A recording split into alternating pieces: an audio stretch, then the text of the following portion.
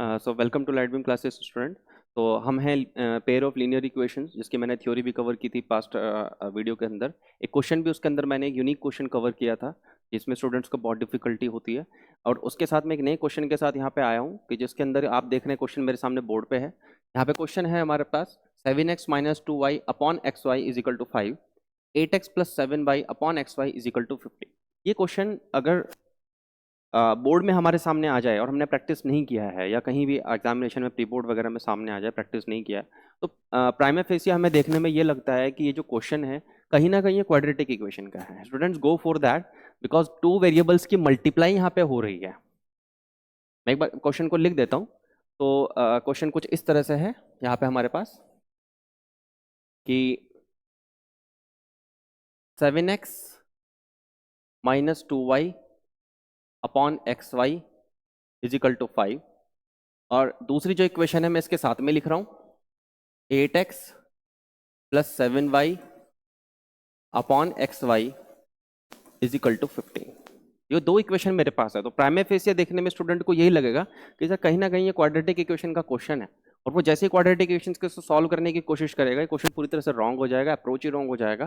तो ऐसे क्वेश्चन के अंदर जहाँ पे वेरिएबल्स की मल्टीप्लाई हो रही है और दोनों वेरिएबल डिफरेंट हैं, तो 99% वहाँ पे जो क्वेश्चन है वो किसका है, वो हमारे पास linear equation in two variables का है। क्योंकि जो क्वेश्चन हमारे पास लीनियर इक्वेशन क्वाड्रेटिक इक्वेशन में होएगा, मैं आगे के लेक्चर्स में भी लूंगा, तो उस वो क्या होगा, वो हमारा एक ही वेरिएबल में होता है, उसके अंदर दो वेरिएबल नहीं होते हैं। तो माइंड द स्टूडेंट्स कि यहाँ पे दो वेरिएबल देखते हैं, आपको समझ जाना है एग्जाम के अंदर कि हमारा जो क्वेश्चन है यहाँ पे वो linear equation in two variables का है। अब इस क्वेश्चन को सॉल्व करने के लिए हम लोग क्या करेंगे, इस क्वेश्चन को सॉल्व करने के लिए मैं क्या करूंगा कि मैं इन दोनों कोफिशिएंट्स को अलग अलग लूंगा, इन दोनों जो डाउन में दिया गया है उसको अलग लूंगा। उससे पहले मैं आप लोगों को थ्योरी की एक बात बताना चाहता हूं जो इस क्वेश्चन में अप्लाई होगी कि कहीं पे अगर लिखा हुआ है कि 5 माइनस 2 अपॉन के, तो मैं ये भी लिख सकता हूं कि 5 अपॉन के माइनस 2 अपॉन के। मैं उन दोनों को जो डिनोमिनेटर होता है उसको अलग अलग भी ले सकता हूं, लेकिन मैं न्यूमरेटर में ऐसा नहीं कर सकता, यानी कि ये मेथड करेक्ट है। मैं न्यूमरेटर के लिए भी बता देता हूं आप लोगों को। लेकिन अगर कहीं पे लिखा हुआ है k अपॉन 5 माइनस 3, तो मैं इसको k upon 5 minus k upon 3 नहीं लिख सकता, बिकॉज डिनोमिनेटर जो होता है वही हमारा क्या हो सकता है, सेपरेट हो सकता है फ्रैक्शन में। न्यूमरेटर हमारा कभी भी फ्रैक्शन में सेपरेट नहीं होता है। तो आइए इस क्वेश्चन को करते हैं। इसके अंदर मैंने पहला स्टेप क्या लिया कि मैंने इन दोनों को अलग अलग कर लिया। 7x upon X Y minus 2y upon X Y is equal to 5, और दूसरी इक्वेशन जो मेरे पास है मैंने उसको भी अलग अलग कर लिया। 8x upon X Y plus 7y upon X Y is equal to 15।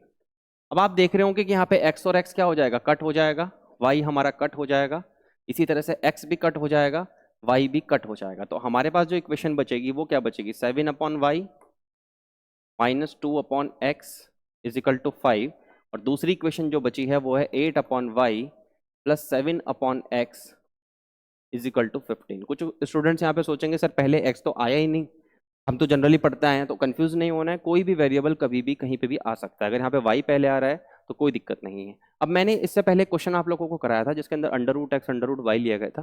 Same approach है, सेम अप्रोच मतलब सेम मेथडोलॉजी है कि जब भी हमारा वेरिएबल हमारा डिनोमिनेटर में होगा तो हम लोग उसको डिनोमिनेटर के साथ ही एक नए वेरिएबल में मान लेंगे, और वो नए वेरिएबल से हम लोग क्वेश्चन सॉल्व करेंगे। जैसे मैं इसके अंदर क्या करूंगा, let 1 upon Y is equal to P and 1 upon X is equal to Q मैंने मान लिया। तो 1 अपॉन वाई अगर p है तो इक्वेशन क्या बन गई, 7p minus 2q is equal to 5, equation 1। मैं यहां पे इक्वेशन 1 और 2 मानूंगा क्योंकि now I am going to solve this further. Now 8p plus 7q is equal to 15, ये मेरे पास आ गई इक्वेशन 2। अब मैं यहाँ पे लगाने वाला हूँ एलिमिनेशन मेथड। एलिमिनेशन मेथड के अंदर क्या होगा कि मैं यहाँ पे किसी का भी कोफिशिएंट क्या करूंगा, इक्वल करूंगा, और फिर उसको क्या करूंगा, कट कर दूंगा। तो मैं यहाँ पे देख रहा हूँ कि जो मेरे पास इक्वेशन नंबर 1 है उसमें p का कोफिशिएंट 7 है और फिर 8 है, और फिर उसके बाद यहाँ पे जो मेरे पास कोफिशिएंट है q का वो 2 है और 7 है। तो क्यों ना मैं इसको q वाले को इक्वल कर लूं और फिर दोनों को क्या कर दूं, ऐड कर दूं, क्योंकि साइन भी डिफरेंट है तो दोनों ऐड होकर के क्या हो जाएंगे, एलिमिनेट हो जाएंगे। तो उसके लिए मुझे क्या करना होगा, मुझे मल्टीप्लाई करना होगा इक्वेशन 1 को। तो आप यहाँ पे लिखेंगे multiply equation 1 by 7 and equation 2 by 2 and apply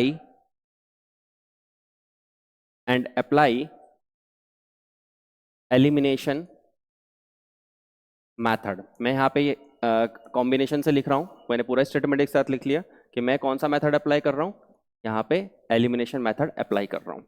तो उसके बाद जब 1 को मैंने 7 से मल्टीप्लाई किया तो हमारे पास जो इक्वेशन है वो क्या बन गया, 7 7 जा 49p माइनस 7 2 जा 14q इज इक्वल टू 35 7 5 जा, ये मेरे पास इक्वेशन 3 आ गई।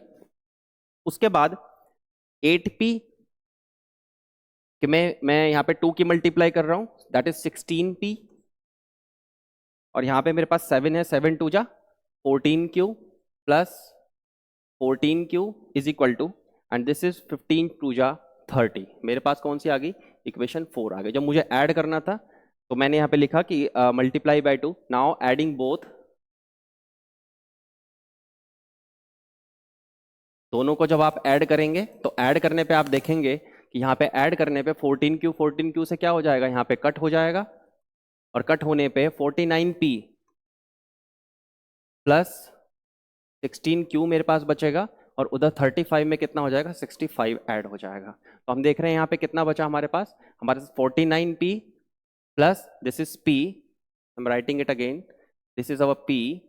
तो 14p प्लस 16p हमारे पास कितना हो गया, यहाँ पे 65 हो गया। अब हम इन दोनों को जब ऐड करते हैं तो हम देखते हैं कि हमारे पास कितना आया, हमारे पास आया यहाँ पे 49 plus 16 65p is equal to 65। जब 65 से 65 कट हो जाएगा तो p की वैल्यू कितनी आएगी, 1। अब इस p की वैल्यू को आपको पुट करना है उस इक्वेशन के अंदर जो सबसे इजी आपको पड़े। तो मुझे दिख रहा है कि यहाँ पे इक्वेशन 1 में जो हमारे पास कोएफिशिएंट्स है वो बहुत इजी टाइप है, तो मैंने p को पुट किया, पुटिंग, आपको इक्वेशन भी मेंशन करनी है इन इक्वेशन 1। इक्वेशन 1 में जैसे मैंने इसको पुट किया, so that is 7 into 1 minus 2 q की वैल्यू मुझे निकालनी है, इज इक्वल टू यहाँ पे कितना हो गया 5। तो this is 7 minus 2q is equal to 5। मैं इसको इधर लेके जाता हूँ, इधर लेके जाऊंगा तो minus 2q is equal to 5 minus 7, that is minus 2q is equal to -2, -2 से -2 कट हो जाएगा, तो q की वैल्यू कितनी आ जाएगी, यहाँ पे 1 आ जाएगी। तो लेकिन हमारे p और q जो है वो मैंने लेट किए हुए हैं x और y के टर्म्स में, उसको मत भूलिएगा। तो अब हम लोग कंपेयर करना स्टार्ट करते हैं। तो यह मैं इसको फर्दर यहाँ पे सॉल्व कर रहा हूँ। तो मैंने लिखा कि but p is equal to, but p is equal to 1 upon y, but p is equal to 1 is equal to 1 upon y, इसके नीचे भी 1 होगा फ्रैक्शन में। सो